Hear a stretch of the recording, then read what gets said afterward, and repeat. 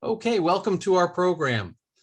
Before we get our program started this evening, I wanted to let you know that we are recording this to enable people who are not able to log in right now to be able to see it at their convenience. So if you do not want to be included in that video footage, you can just turn off your camera and then you won't be included in the recording. I have also turned on the closed captioning. So if you would like to see a transcript of the conversation, you should be able to enable it at some place on your screen, either with the CC button, if that shows up, or maybe it's under the More tab, but you should be able to turn on or turn off the closed captioning to meet your preferences. And finally, my last announcement, I want to let you know about some of our other upcoming programs. And as I normally do, I put up this slide.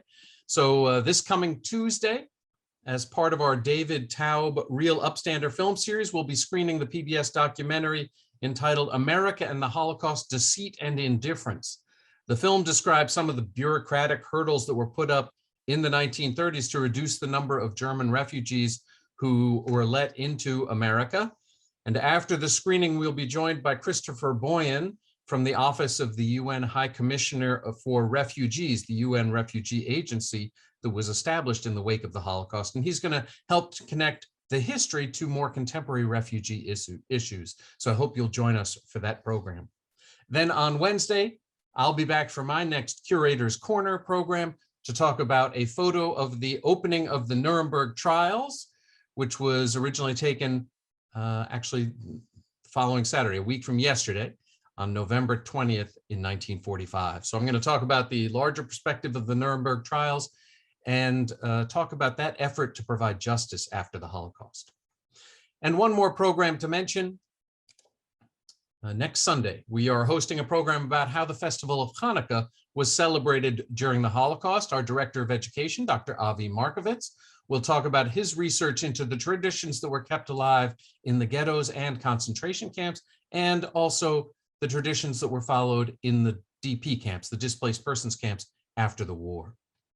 To learn more about any of those programs, you can go to our website at www.hmtcli.org and click on the events tab.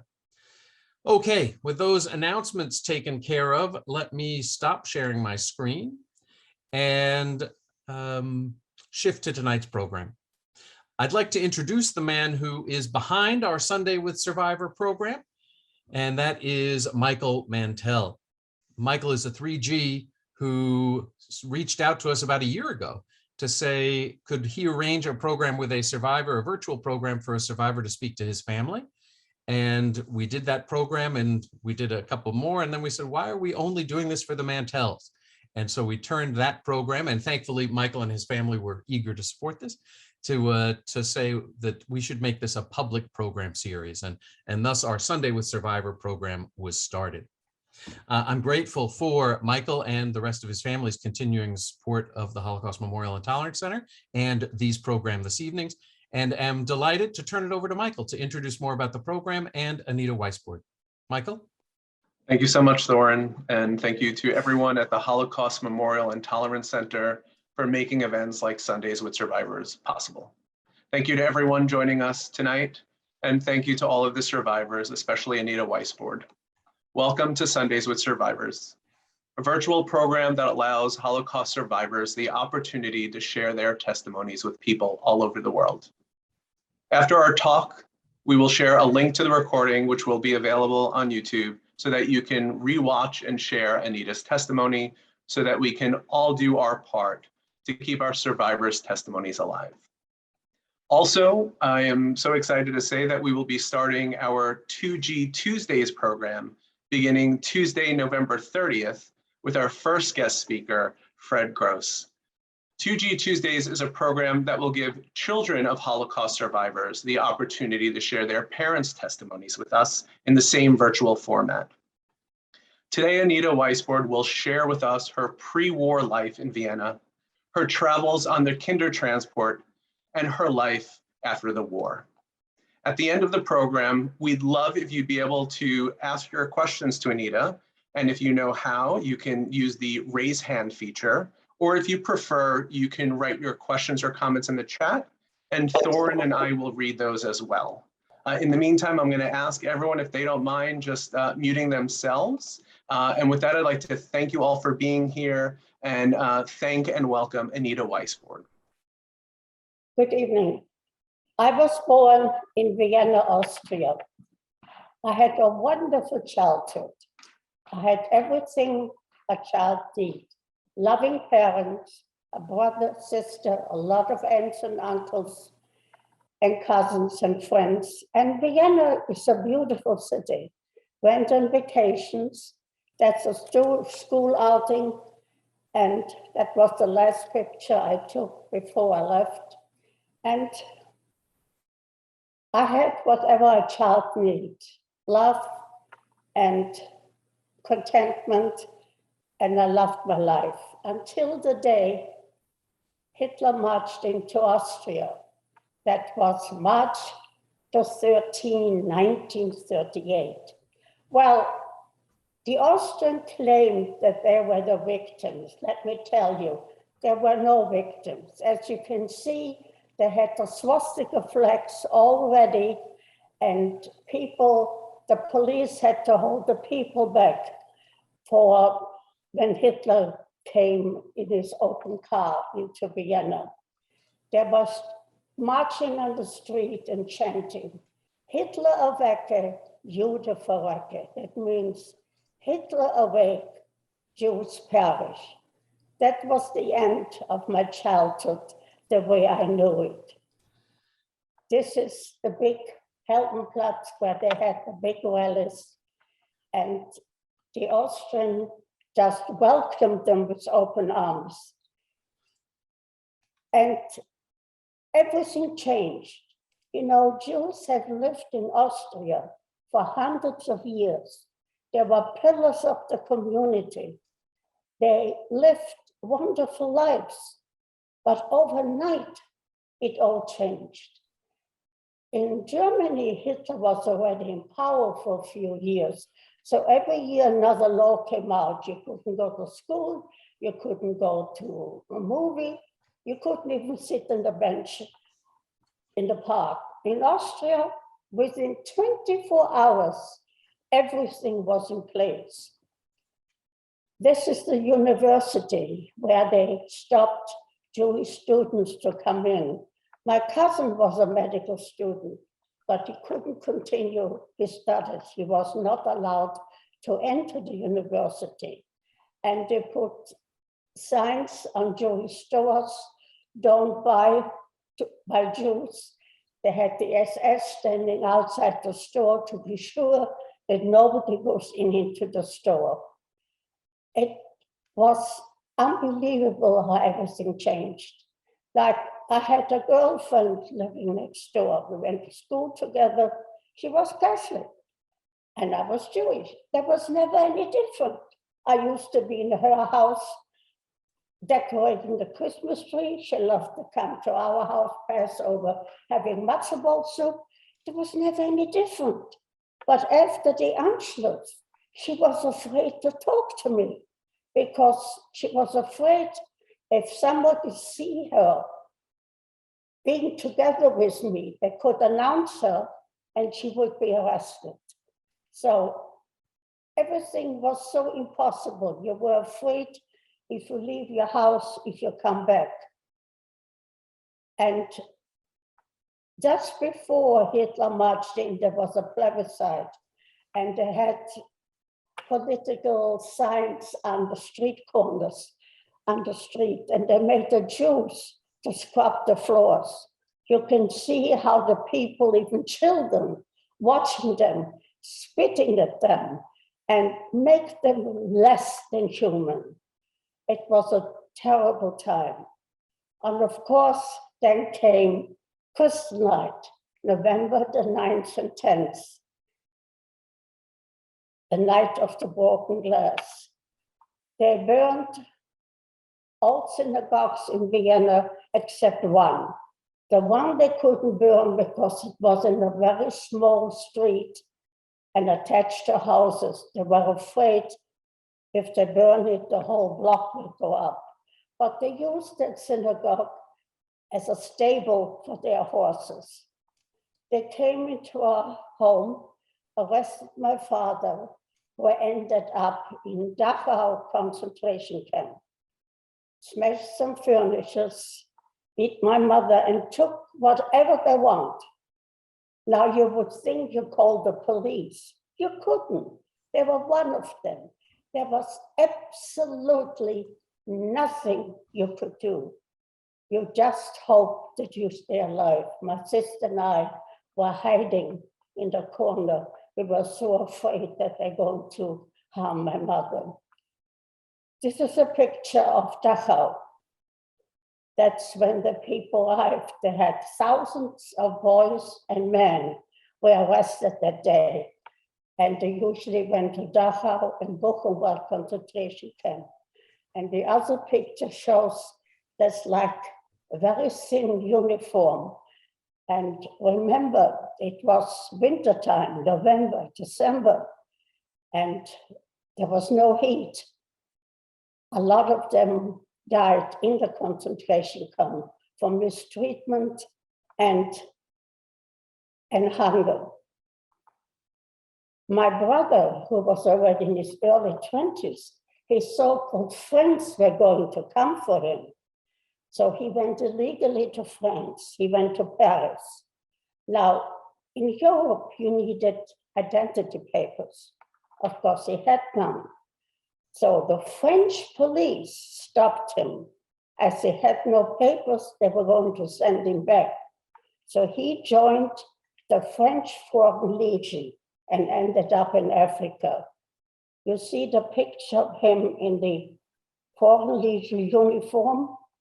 And when the British during the war came to North Africa, he joined the British Army. And the other picture shows him as a British soldier.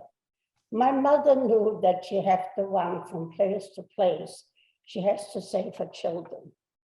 She knew that was important because right after Kristallnacht, Hitler waited. How will the world react to what he did? The world was quiet. So Hitler knew he can do what he wants to do, and he surely did it. But there was one country who had some compassion. Right after Kristallnacht, they had a debate in that was England. Right after Kristallnacht, they had a debate in Parliament. What could they do? They decided to take in an unspecified number of children. They had to be under 17 years of age and come alone. That was called the Kindertransport. I remember my aunt, who had 4 children, having a violent argument with my mother. My aunt called my mother a rotten mother. How can you send your children away? How can you do that? You know, until I became a mother, did I realize they're a boss fight. What does a mother want to do? Hold your clothes. That's what mothers do. But I truly believe my mother gave birth to me twice.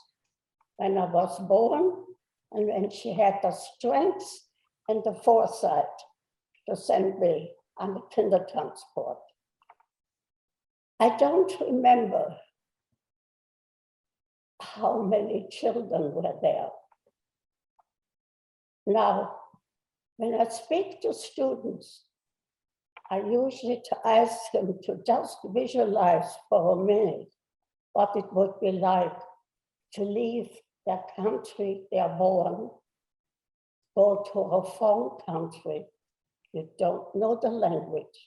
You don't know who's going to take care of you, and you leave your parents and loved ones behind. You know, today with social media, television, internet, you know what happens in the world instantly. We didn't have that. I had no idea where England was. I never met an English person. As far as I'm concerned, England could have been in outer space. So it was a scary idea. I remember the day I left was March the 13th, 1939. I only remember the date because it was the 1-year anniversary of Hitler marching into Austria. They were marching on the street and they were celebrating. The day we were inside the train, the windows tightly closed. I'm inside, my mother outside. For 4 agonizing hours, that train stood there. I'm inside, my mother outside. I was afraid to step away from the window. I was afraid I would lose her forever. That's over 80 years ago. And to this day, I cannot stand anybody seeing me off. It left that impression on me. I don't remember how many children were on the trip, but there were little ones, 2-year-olds and 3-year-olds, who had no idea what happened to them. They just cried for their mothers. And if some family members survived and came for them, they couldn't even remember them because they were too young.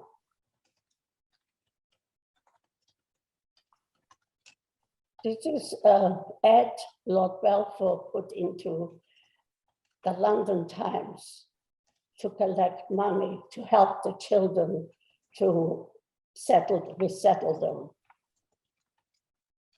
Within 24 hours, they collected £50,000, which was a lot of money at that time.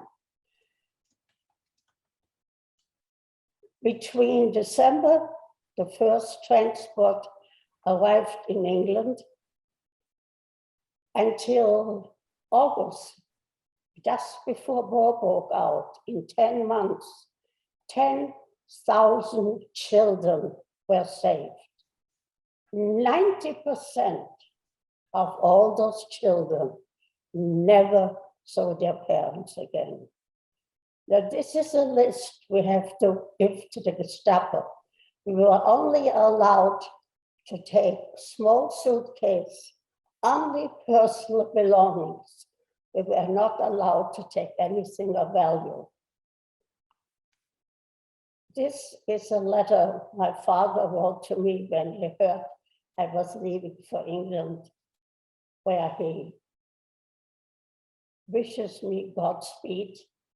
And I should always remember what my parents tried to teach me, and he gave me his blessings. I cherish that letter. This is how we traveled from Vienna through Germany, and we came to the border. When we came to the border, Nazis came into a train, opened suitcases, threw them out, and said, anybody smuggled anything, back you go. But nothing happened. And then we went over to Holland, and we felt free.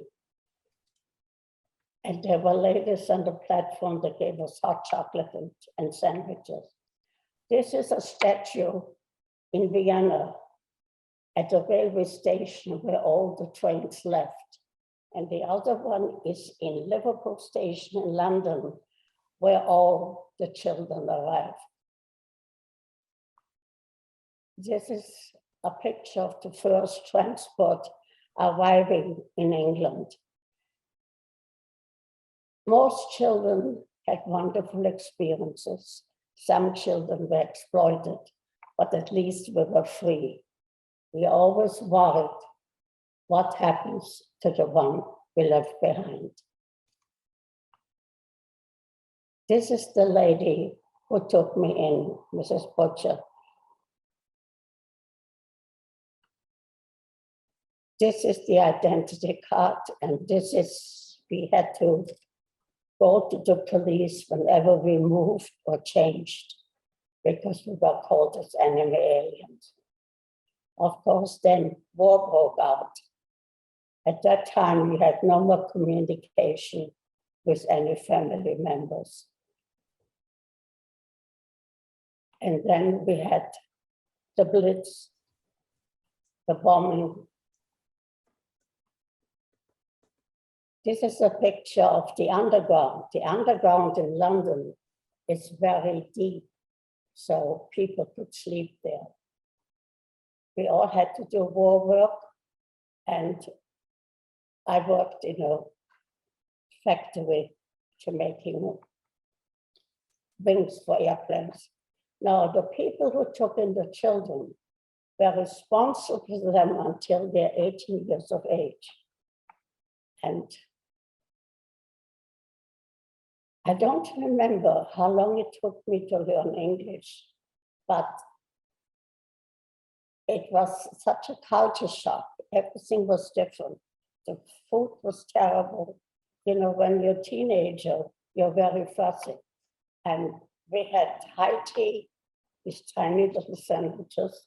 I remember I used to hold my hand under the table. I could have taken me a whole plate and eat it, but I had to be in my best behavior because I was afraid they might send me back. After I went to London, as I said, I had to find life, but of course, during the war, we had no communication.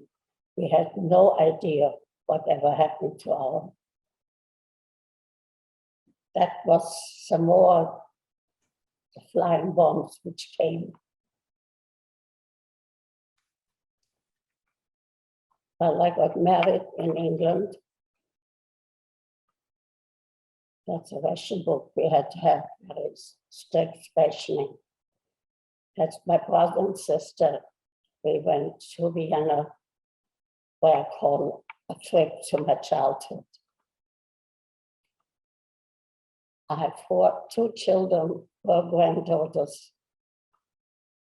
And I was invited back in Vienna to speak to school children in Vienna. There I spoke to a high school. You know, when you speak to students, I always tell them, we tell you the story of the Holocaust to show you where hate can lead to. Not to be bystanders. If more people would have spoken up, it might not have happened. I know I didn't go through the horror of the camps, but any child who is torn away from their life and the family they knew and have to move to a foreign country, it was not easy. My sister, who was already 18, she was too old to go under Kindertransport. But England took in people if they needed their skills. They needed maids. So she came as a domestic. Believe me, at home she didn't go dancing. But you do what you do to survive. As I said, I always tell the students that never to forget what happened to children. It should never happen again. Thank you.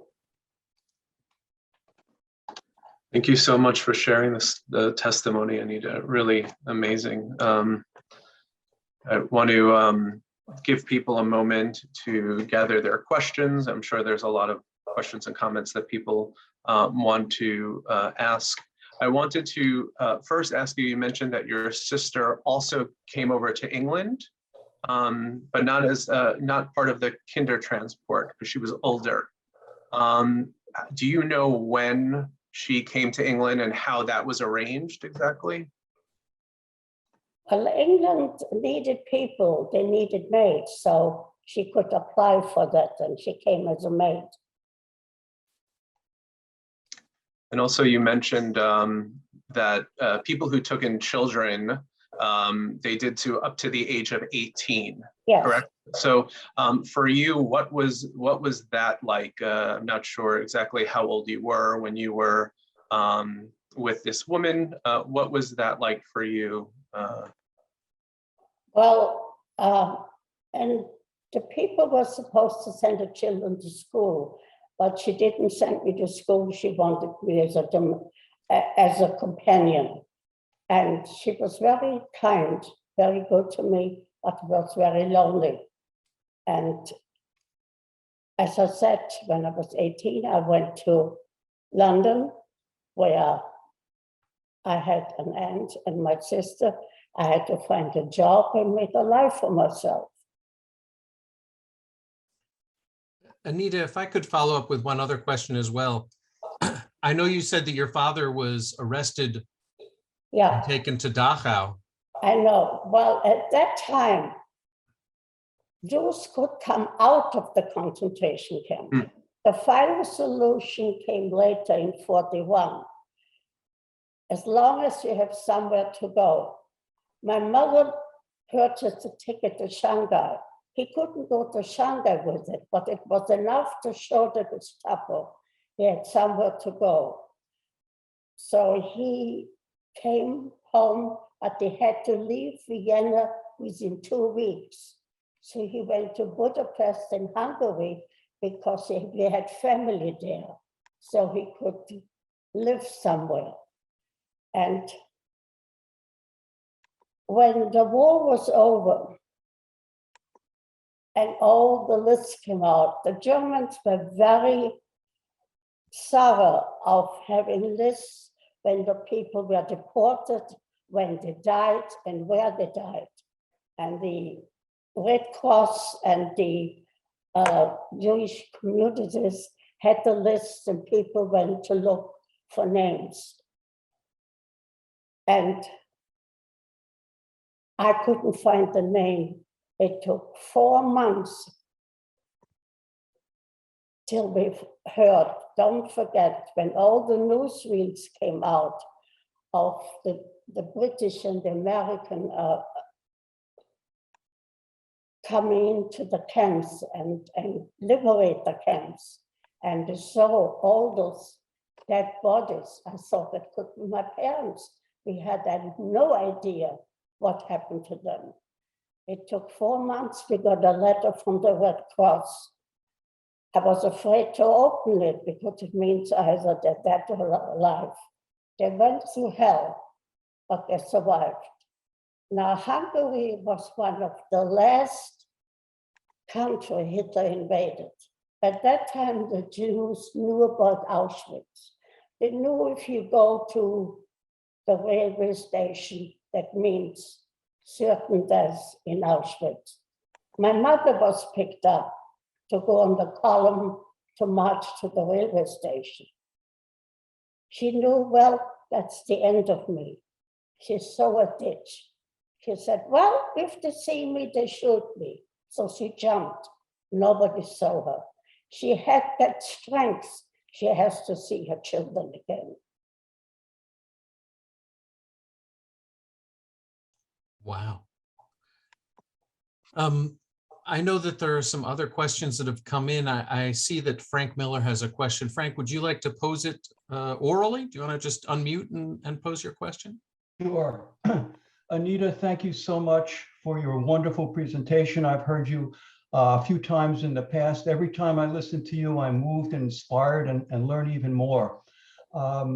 As you know, my mother was on the first Kindertransport from Vienna, so this is a particular area of interest for me. I love your perspective and I love the way you express it. My question is this, Anita, when you went back to Vienna, could you talk a little bit about what that felt like for you? And also what it was like when you spoke to the student groups there? Well, the first time when I went was in the 80s, when I went with my brother and sister. We happened to come to England, and just the 3 of us went for 4 days. And I called it the trip to my childhood. It was like a love and hate relationship. I remember the good times, but then of course the bad times took over. I'll give you an example. We were in the Stadtpark. It's like a big park set on the bench. And I saw some writing on the bench. I jumped up like crazy because I remember saying Jews are not allowed. All it said, it's property of state of Vienna. I mean, nowhere else would I have that feeling than just in Vienna. All the bad memories came back. And speaking to the high school kids, that was a very good experience because they had a special day, and the big Heldenplatz where they used to have the big Nazi rallies, they had a special program about against hate. And I remember one of the school kids wore a t-shirt with a swastika and a fist going through. So it's the third generation already. Hopefully that they will make a difference.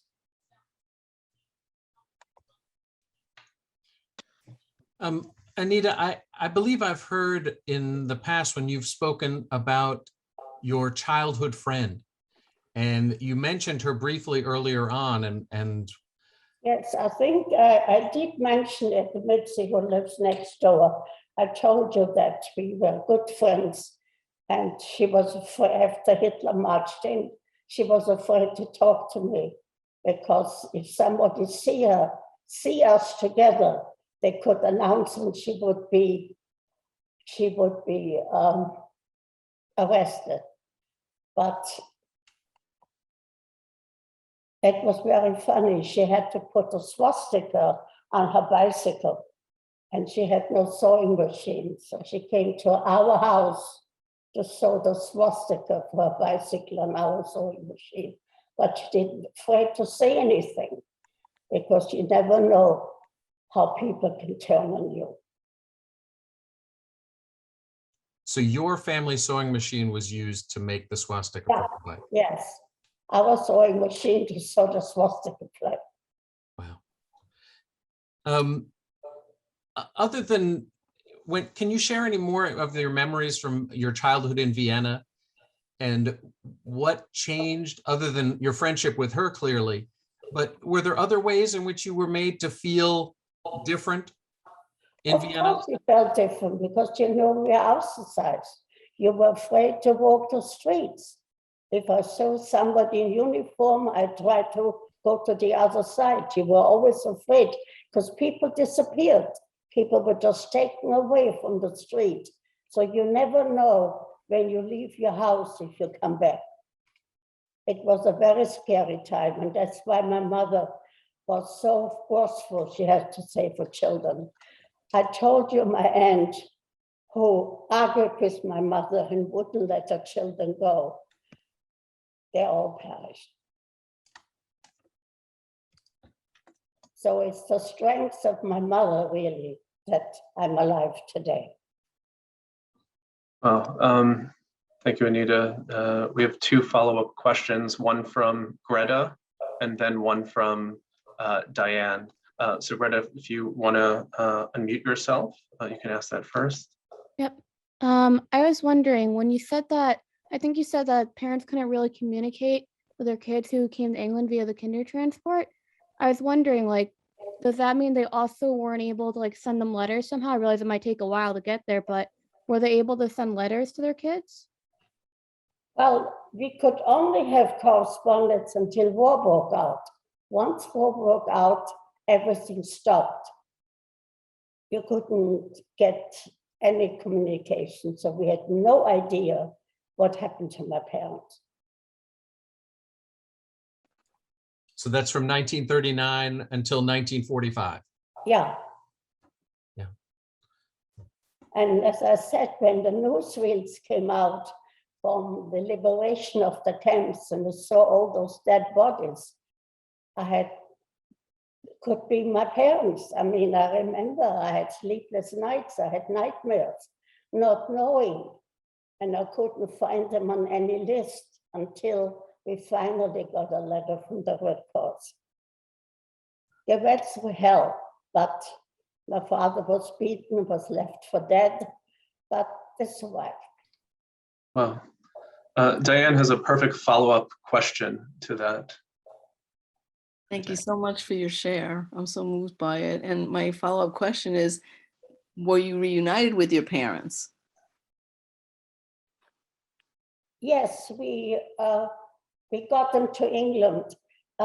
it was not difficult to get a permit to get into England, but the difficulty was the Russians liberated Hungary and they didn't want people to leave.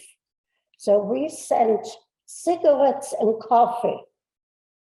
And with cigarettes and coffee, they could bribe their way to get an access visa, and we got them to England. That's strong coffee. Amazing. Yeah. If anyone else has any questions, they're You welcome. know, it's so funny that nobody talks about it. I mean, I never asked my mother. I was lucky to see her again. And I never asked her, how did you get me on the Kindertransport? How did that happen? How did you feel at the railway station when you said goodbye to me? Never asked. We never talked about it. And it took survivors a long time until we could talk about our experiences. And I think it's important for the new generation to know what can happen if they let hate to go forward.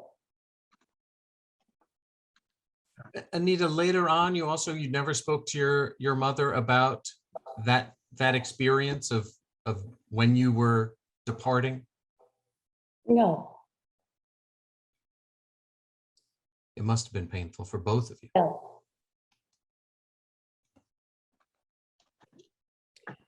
And I remember one day I was thinking, 1.5 million children perished in the Holocaust, and I'm alive. There have to be a reason. And I really felt very strongly that I have to give something back to society. And when my children went to school full time, I started to volunteer with handicapped children and other things, and I'm still doing it because I really felt I have to give back because there have to be a reason I'm alive and 1.5 million children perish. Anita, can I ask you to talk about that experience of being in England as a child? You were a teenager when you got to England, is that right? So and you didn't know the language? No, I don't remember how long it took me to learn the language. But did you feel ostracized in England? Did you feel welcomed? Did you feel safe? Yes, well, the people were very kind, I felt safe, definitely. Felt very safe. I didn't feel any, I know a lot of them would say, you like it here, when are you going back? But look, they took 20,000 children. I mean, every week some more children came. They had to open holiday camps to house the children. And every weekend people came to take a child, to take them into their home. And they really opened their home and their hearts for those children. And did you feel that at the time? Did you feel at the time that the English were doing something special and were safeguarding you? Yes, I do. Look, I don't know if the people are aware that here in America, Senator Wagner and Congresswoman Rogers proposed a bill to Parliament, to Congress, to bring in 20,000 children. It never came to the floor of the Senate. It was killed in committee. Yes. It never happened. So England did a lot more than what America did at the time. Yes. Yeah. Could have done more.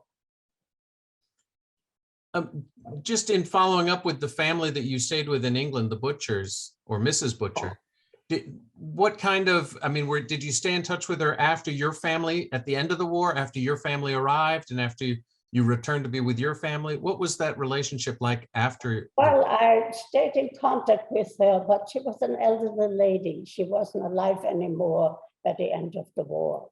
So I wish I could have told her, but her son was a member of parliament. And my aunt came there as a cook.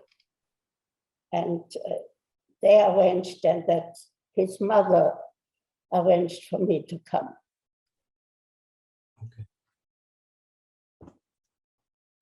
Michael, are there other questions that you want to handle? Yeah, we have a great question from Michelle. Michelle, do you feel comfortable unmuting yourself and asking the question? Give you a moment, otherwise I can ask the question for you. All right, I'll go ahead and ask the question. Michelle asked, what did you do to fill your time when you had some spare time as a child in England? I really don't remember some of the young people. And another thing is that the Mrs. Butcher who took me in didn't only take me in to save my life, she wanted to save my soul. I should accept Jesus Christ as my Savior. I went to church twice on Sunday, and people were extremely kind, but she never forced anything. I mean, she accepted the way, you know, if I would have been younger and not come from a traditional Jewish home, it would have been so easy. A new country, a new language, why not a new religion? But I was 15, I was old enough to know who I was. I'm so glad you brought that up, that's so important. But she knew you were Jewish, Mrs. Butcher did. Yes, of and course. continued to take you to church and hope that you would change. Yeah, but she was a very kind woman. She did it out of her heart. Yeah. I mean, she was very devoted to her religion, and I explained to her, so I went to mine, and she accepted it. But getting to Michelle's question, you said you worked, right? I mean, you weren't like a little child, you were a teenager, and then you worked while you were in England. Is that right? Yeah. And you worked in a factory, you said, making Yes, airplane yeah. wings and stuff. Well, during the war, I worked in it used to be a Rolls-Royce company, and of course they had to do war work, and we made wings for airplanes. And But when you're, I remember watching the dogfights, the RAF, the British and the German Spitfires having dogfights right over London. And then, of course, when the rockets came, that was very scary. and I think Michelle's question was like, so did you socialize with other of the women working, other girls who were working at the factory? Did you make other friends? Once I was in London, somehow we did not really have a lot in time with English people. We sort of kept together. The refugees sort of kept together. They had an Austrian club, they had a Czech club. So people tried to, we all felt we're in the same boat. And it was a happy time because we all were the same. Nobody had any money, but we tried to do what we can. I remember in the summer for 2 weeks, we arranged to be on a farm because the men were all called up, so they needed workers at harvest time. And we went there, we slept in tents, and it was like a free vacation, just worked a few hours, and it was a lot of fun. So we tried to make the life as easy, but always in the back of us, everybody worried what happened to the parents. As I said, 90% of all those children never saw their parents again. And there's a guilt of survival. When all the lists came out and I met friends on the street, they tell me, Ravensbrück, Baba Yar or Auschwitz. And I felt guilty to tell them mine survived. It's a very funny feeling. Yeah. Can you tell us a little about how you met your husband? And At a party, I met him at a party. As I said, we tried to stay together and try to make our life as good as we can do it. And I met him at the party. And my husband was in the British Army. And when he came out, they made him an enemy alien, and he had to be home at a certain time. So he said, I'm not staying here, I'm going to America. We came to America in 1947. And I remember when my daughter became 15 years old, I looked at her and I said to myself, she doesn't know how lucky she is that she was born in this country. where had your husband been? Where was he born originally? Yes, he came from Leipzig, Germany. And did he come on the Kindertransport as well? No, he came, his father was in the fur business. And as I said, England took in people who needed their skill, and they had no fur industry. So they brought in people over who were in the fur industry. So his father came to London, left his children, my husband and his younger sister with an uncle, thinking he will get somebody to guarantee for the children, which he did. Eventually, they followed him to London, to England.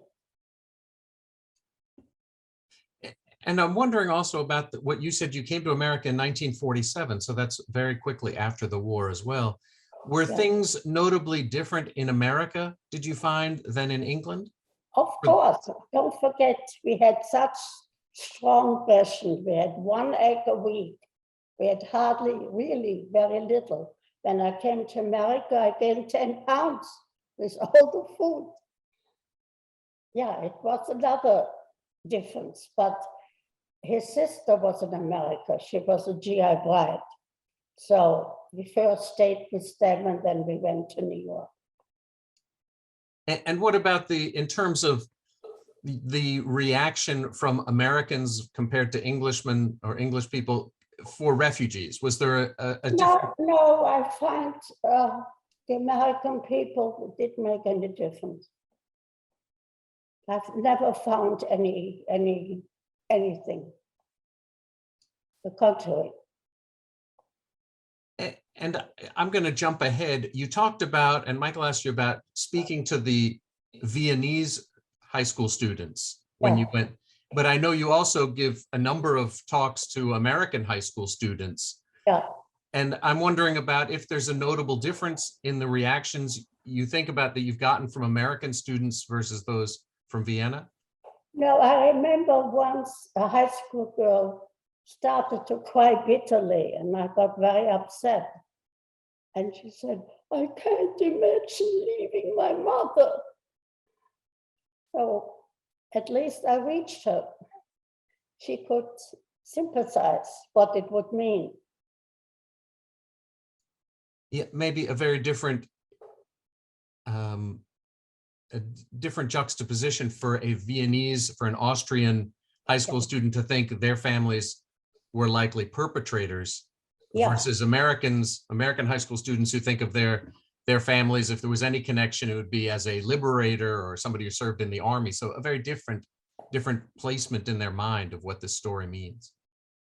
Well, I tell the students as well, if they ever hear somebody tell them the Holocaust never happened, you better tell them you heard from survivors. You know that it happened. For sure, for sure. I think our time is almost coming to an end, and so I want to pass it to Michael for any last comments or thoughts before we close our session. Michael? Just thank you so much for doing this. This is literally the 83rd anniversary of commemoration of Kristallnacht. So to have this month is very important, and to know that all of the survivors and all of the victims of the Holocaust are remembered. So I just appreciate everyone for being here. Thank you to the Holocaust Memorial and Tolerance Center for the incredible work and for helping to support programs like Sundays with Survivors. And thank you so much, Anita, for your time tonight. Pleasure's all mine. Thank you, Anita. You're wonderful. Thank you, everybody. Yeah. Have a good evening, and I hope for Yeah. seeing you again soon. But thank you for joining us this evening. Thank you. Thank you.